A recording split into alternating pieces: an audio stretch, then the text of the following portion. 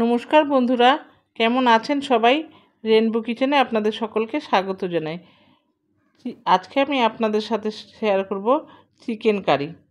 Chicken তো অনেক রকমই খেয়েছেন, একবার এইভাবে বানিয়ে খেয়ে দেখুন, দারুণ লাগবে। বাই দ্য ওয়ে, আমি মীরা, আপনারা দেখছেন রেনবো কিচেন। দেখুন, আমি একটা কড়াইতে সাদা তেল দিয়েছি। তেলটা গরম হয়ে গেলে আমি গরম মশলা ফোড়ন দিয়ে দিলাম, এলাচ, লবঙ্গ, দারচিনি। ফোড়নটা থেকে ভালো সুগন্ধ বেরোলে আমি এবার দেব রাঁধুনি ফোড়ন, চিকেনে রাঁধুনি ফোড়ন।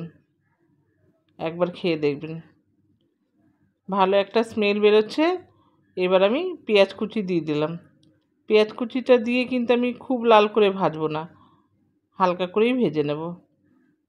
আর পেঁয়াজটা তাড়াতাড়ি যাতে নরম হয়ে যায়, তার জন্য আমি একটু লবণ দিয়ে দেব। আমার রেসিপিটি যদি আপনাদের ভালো লাগে তাহলে লাইক, কমেন্ট, শেয়ার করবেন। আর নতুন বন্ধুদের বলছি, প্লিজ প্লিজ সাবস্ক্রাইব করে আমার পাশে থাকবেন।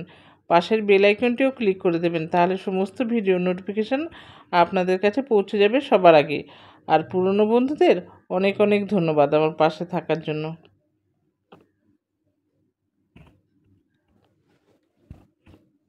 দারুণ হয়েছিল কিন্তু এইভাবেই শুধু একটু রাঁধুনি ফোড়ন দেওয়াতে রান্নাটাই পাল্টে গেছে। একটা তেজপাতা দিয়ে দিলাম। এবার দিয়ে দিলাম আদা কাঁচা লঙ্কার পেস্ট, আর দেব রসুন পেস্ট।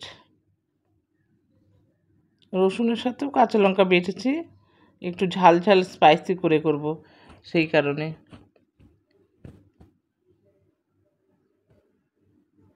এবার আমি খুব ভালো করে কষিয়ে নেব।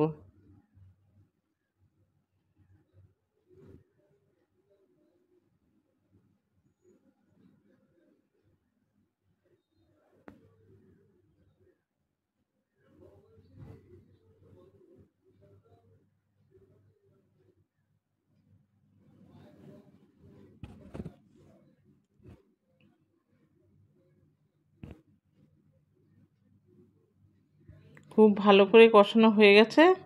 এবার একটু মিক্সির বাটিটা ধুয়ে একটু জল দিয়ে দিলাম, কারণ আমি এখন গুঁড়ো মশলা দেব।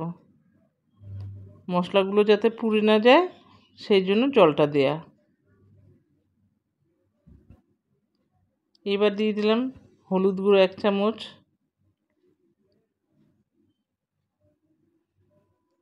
জিরে গুঁড়ো 1 চামচ,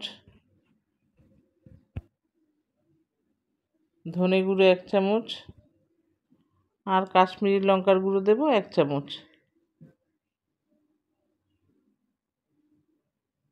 দিয়ে খুব ভালো করে কষিয়ে নেব।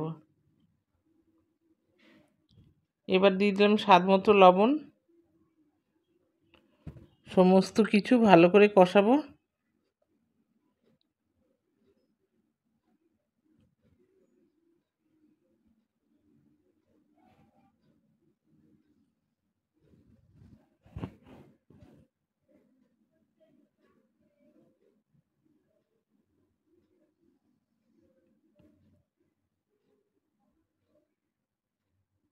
দেখুন, মশলা খুব ভালো করে কষানো হয়ে গেছে, তেল ছেড়ে দিয়েছে। এবার আমি দিয়ে দিলাম চিকেনটা দিয়ে মশলার সঙ্গে খুব ভালো করে কষিয়ে নেব।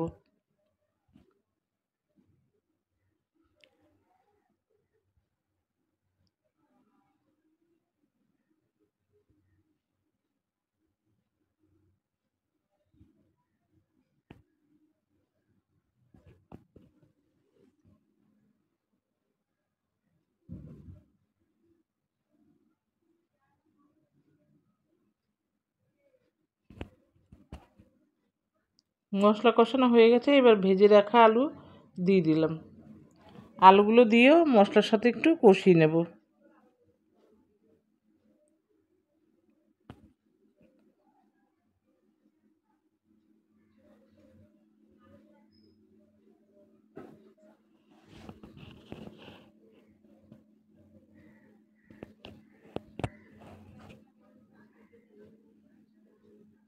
এবার দিয়ে দিলাম গরম জল। কষানো হয়ে গেছে খুব ভালো করে। জলটা দিয়ে আমি ভালো করে নেড়েচেড়ে ঢেকে দেব।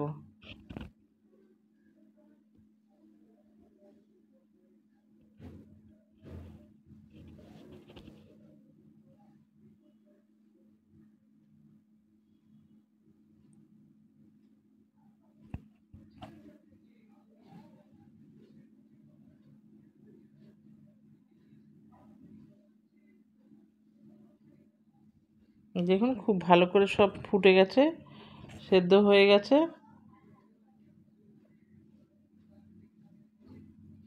এবার আমি একটু ভালো করে নেড়ে চেড়ে দিলাম।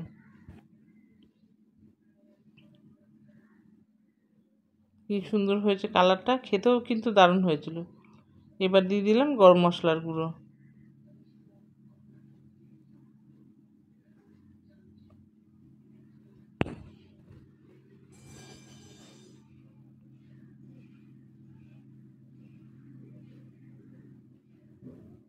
পুরো অন্য স্বাদের হয়ে গেছে রান্নাটায় রাঁধুনি ফোড়ন দেওয়ার জন্য।